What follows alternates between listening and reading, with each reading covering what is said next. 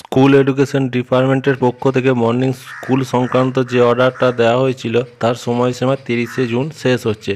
তাই পরবর্তীতে 1 জুলাই থেকে যে স্কুলগুলো ডে স্কুল হবে এটা বলা যেতেই পারে। তবে প্রত্যেক জেলা থেকে এর জন্য আলাদা আলাদা অর্ডারও বের হয়ে গেছে, যেমন বীরভূম, মুর্শিদাবাদ, হুগলি, হাওড়া এগুলোতে সব ডে স্কুলই হচ্ছে। তবে বিশেষ করে 2টি জেলা থেকে আমরা ডিপিএসসি চেয়ারম্যান সাহেব যে অর্ডার দিয়েছেন তাতে আরও পরবর্তীতে 7 দিন মর্নিং স্কুল কন্টিনিউ করার জন্য।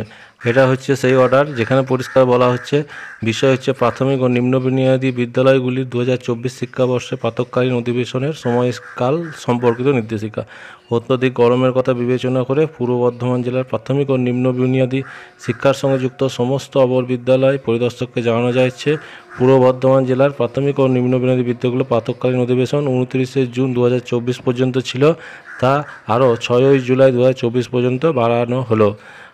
এবং একইভাবে মিড ডে মিল ইত্যাদি যে কাজগুলো সেগুলো করতে হবে। এই একই অর্ডার আমাদের পুরুলিয়া যে জেলা থেকেও বের হয়েছে এবং সেখানেও সেই 6ই জুলাই পর্যন্ত মর্নিং স্কুলটাকে কন্টিনিউ করার কথা বলা হয়েছে এবং তারপরে ডে স্কুল হবে।